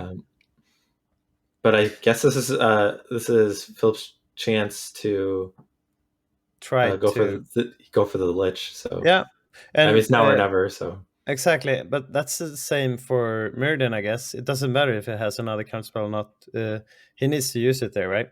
yeah, with the City of Solitude, yeah, that's a must counter.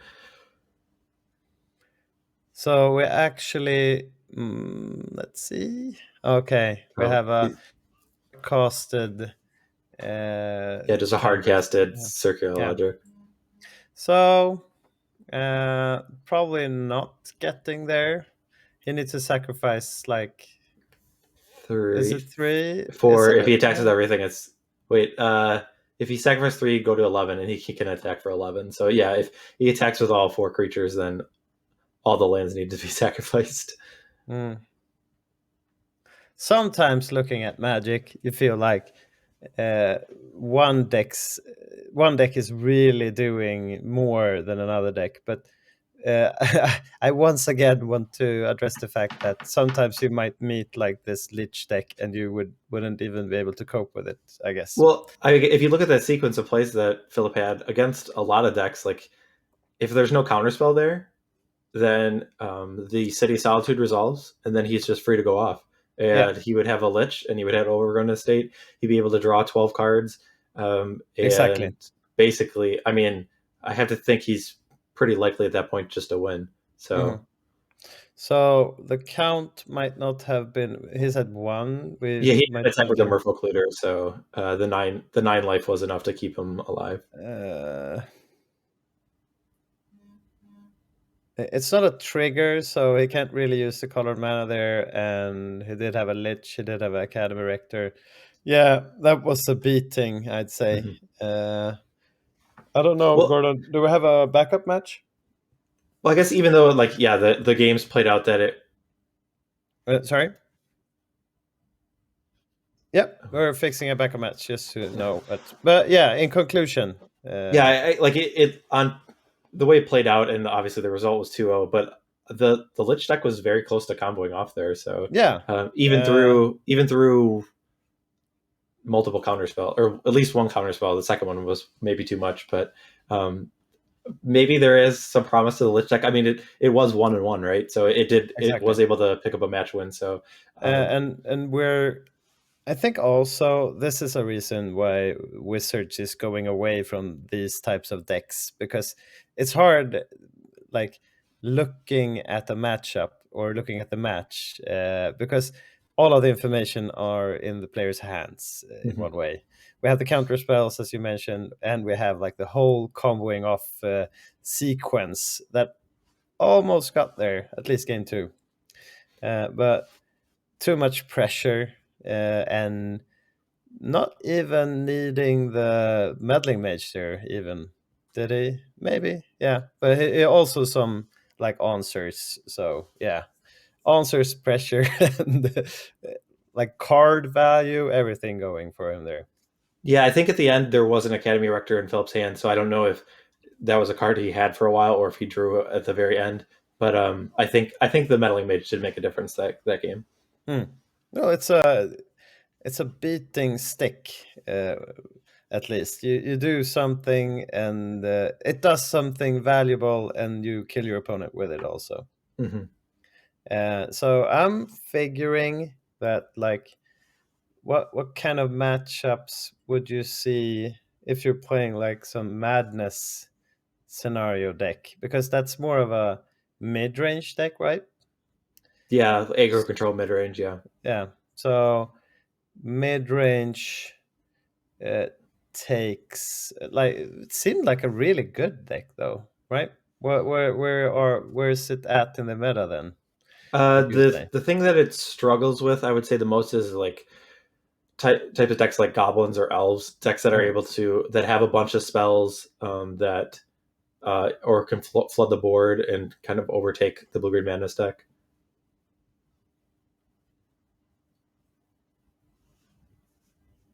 Okay. So we just heard from our producer that also our first, second, and this third backup match got finished. So we will not have the backup match, but we will end our talk on this matchup at least. So you were talking about like the Madness having problem against the aggressive, because maybe you need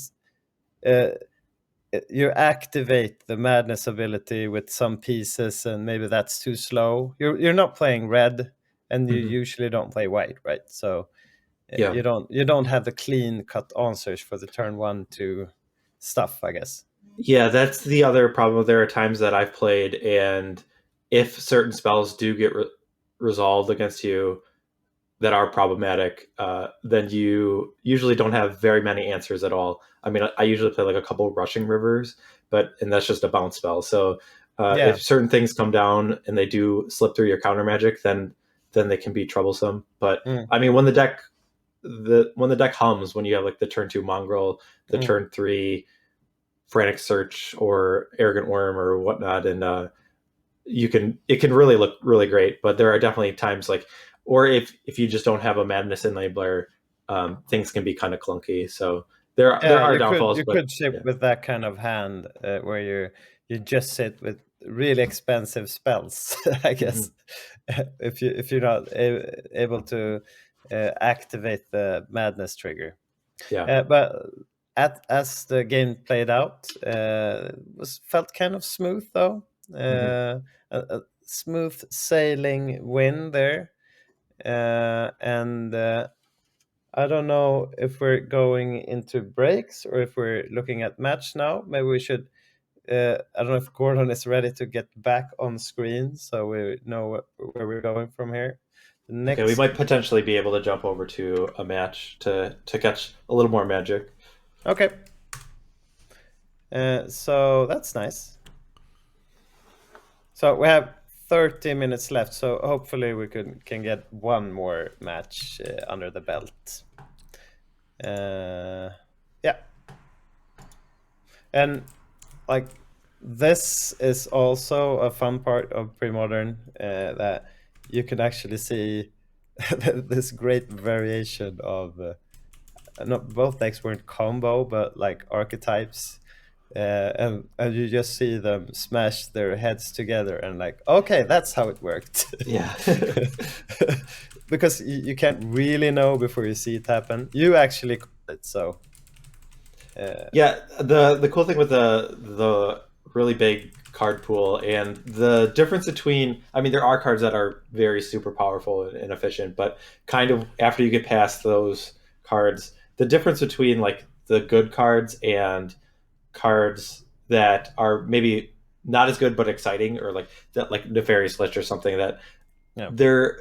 there's ways to play those types of cards in the format, which I think is always exciting. And even though you might not, you have bad matchups or things might not always come together, like the decks can still perform and you can still win a number of games with a really flashy deck, with like this Nefarious Lich deck is pretty Yeah. cool. That's one problem actually we had when, at least I had, when we started trying out the format, when Berlin got together and he brought all his great decks and whatever, and you brought some weird brew with you, and from time to time you felt like, okay, this is solid. It does everything, and then someone else comes with, like you mentioned, a goblin deck or something. It's like, okay, I'm not able to do anything at all. So you go, it's a circular logic. You Yeah. you go back and forth on where you're at, and it depends on the meta. And people talk about it like Premodern being kind of in a good place. So I guess there's variance there. You don't we don't see only goblins and we don't see only lich decks. So Sure. and we actually into game 2, it seems, from. Like 2. Okay, it's a full English breakfast deck and a slide deck. It looks like a rock deck. It's a rock deck, yeah. Yeah, I think There we are. Okay, so it's Martin Lindström. It's a really prolific Swedish player. He plays. He's won a lot of. He's won some noob cons and is a really good player. And he shows one of your not pet decks, but a deck you've been good at also, and we talked about on the podcast that I have. Yeah, I like Rock. the rock just because I feel like you always get to play games of Magic, and kind of for both players. Like you're never killing your opponent that quickly, but you're typically not dying that quickly. So the games I think are really fun with the black green rock deck. What's going on with the dice there? So on the that's an Acroma. yeah, 6 counters. I'm yeah, trying to think why there would be counters on an Acroma. yeah. It's suspended somehow in air, flying about. We're seeing Daniel on a full English breakfast anyhow. So there's some graveyard recursion, and it looks like, I don't know if Martin is actually. I don't know who's winning this game, to be honest, because it could Well, I'm definitely depend assuming on that this Acroma is not in play, because otherwise I would say that the rock deck is losing. But exactly, and I would kind of question the attack also. Yeah, but it looks like a Mesmeric Feed. I mean, it's blocking a Treetop Village, which is never a good sign because the Treetop Village has trample. So, and that gives back one of the cards that we have to up to our right there. Not the Pernicious Steed, then. Maybe... Yeah, I think it looks like the block was taken back. I guess they realized trample damage existed, and so. So maybe taking 6 down to 4. Okay. It looks like he's not like having a full grip of anything. Just looking at the kind of gestures he's making, we don't see a hand there. So maybe we're down to top decking. Okay. Yeah, someone was saying that the Acroma is in his hand, which I guess would make sense, but I still does that mean he has 5 other cards in his hand? No. Now it's in his graveyard anyhow. I don't know what I'm missing here, but yeah, me neither. Now I kind of know how people don't who isn't playing Magic see the game. I remove this dice and I put this here. Yeah. Okay, so Martin passed the turn, passing back to Martin again. It feels like all we need is like keep attacking with the treetop village, right? This is one of the reasons why I really like the rock. Probably the best manland in Premodern, right? I mean, Mishra's Factory is pretty good. Like they're both very, but yeah. I mean, of the Urza's Legacy ones, yes, it's definitely better than Fairy Conclave. Mishra's comes to a higher cost, I'd say, playing it. Colorless land, like some decks, like the mana isn't always great, so some decks just can't afford to play Mishra's Factory. And usually you play more than one. You could play one or two, I guess, in a lot of green decks. So we did see.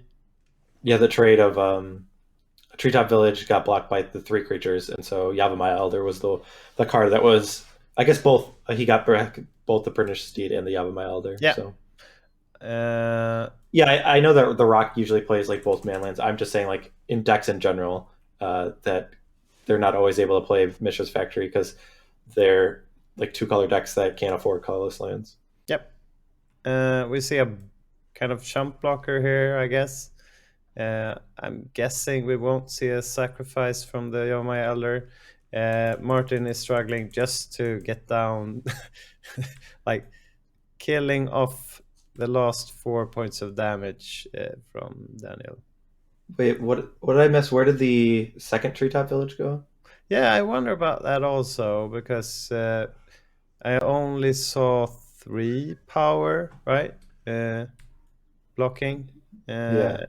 And I don't see any removal or anything in the graveyard.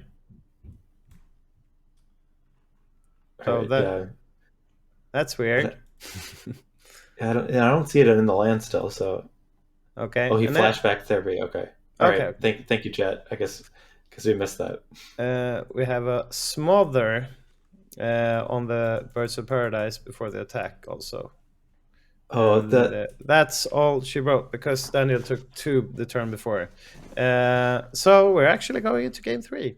And that's good. It's kind of funny. I think there were 6 lands in play, and then the almost got to the point where you could just hard cast Phage. It's a 1-1, so that was game 3.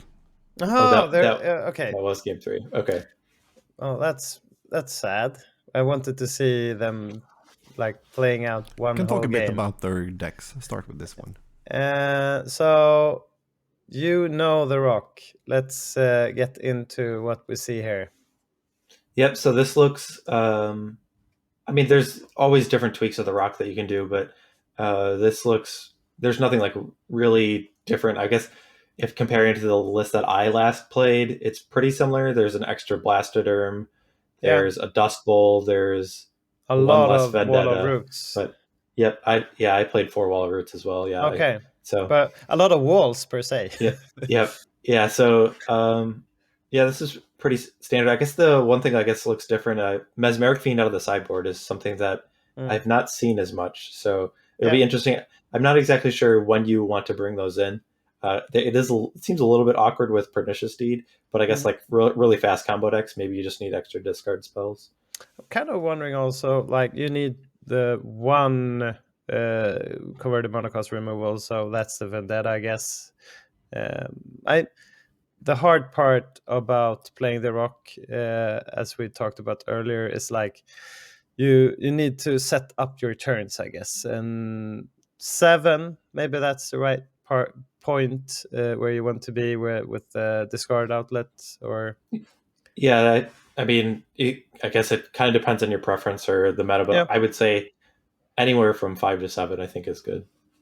So we can actually see everything like on each shelf or whatever from the rock. There we have just tell all me the walls when you want to change deck and everything, and then we have the pressure, and then we have the removal and discard outlets, and then we have like the key card in Pernicious Deed, and also 2 recurring nightmares. You usually might see 1 or something like that, but it's a really, really, really nice deck. I can't address how much I love playing the Rock, because you can address most of the decks you're facing, and you can always like you're standing on 2 feet, right? You can go the control route and you can go the aggressive route.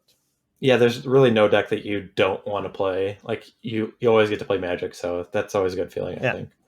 So you want to take a look at the full English breakfast deck? Yep.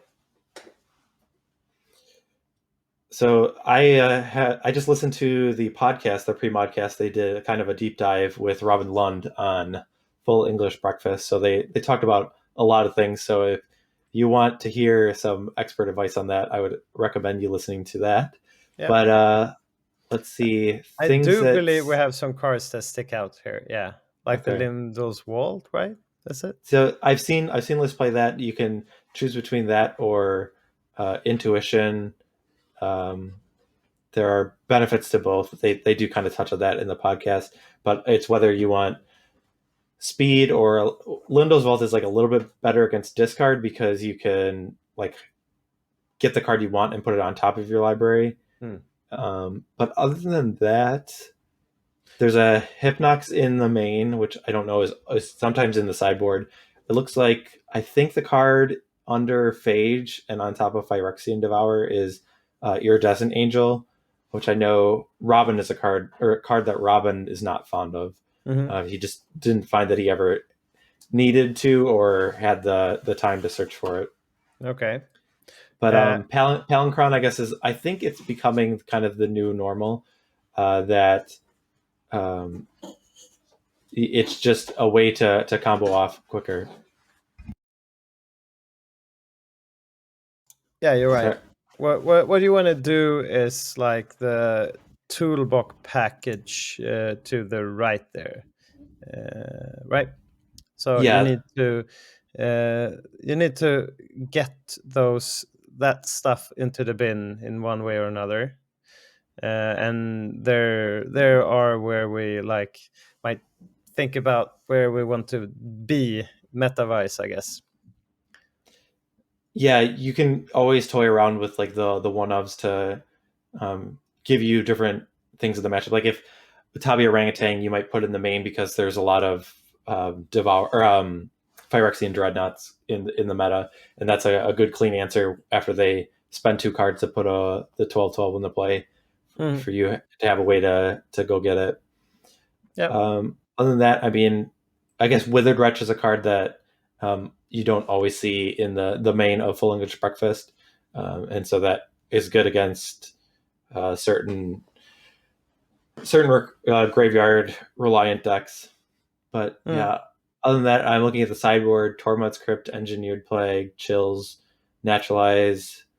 That's the Monk Realist, I believe. Cephalid Inkshrouder, Spore Frog, Genesis, and then the Utopia Orangutan. Yeah, and we have like some nice answers, well-rounded stuff you need, like the Graveyard Hate, the things you need to get back into the game, I guess, depending on what you're facing. I don't know about Chill though, but yeah, we've seen a bunch of like combo-ish decks, and this is also a combo deck. So maybe all you need is time, and that gives you time. Yeah, there's definitely, if you have like a Survival of the Fittest in play, and just basically if you have a creature in your hand and enough green mana, you can like win with go getting Shapeshifters and Palancrons, and then like the Akroma or Phage or the Triskelion and Devourer. So yeah, I'm not well-rounded in full. Lead. If you want to take a break, take a break. If you want to go away from the decks, do that. I'm following you. So I'm not well-rounded in full English Breakfast, but why I just mentioned the fact is you might want to see some Blue Elemental Blast. You mentioned Goblins, and usually if you have a a small little one goblin attacking you, and there's a chill in play that won't do that much later on. But yeah, against Sly, against most red decks, I guess, and now we know one more matchup how it went, and I guess we're going into some sort of break. Do you want to mention anything more before we leave? No, I'm just happy to talk about Premodern. Glad to be on here. So Yeah, and I'm really interested in to see where things will go from here this evening, and I guess we will be back in a couple of minutes.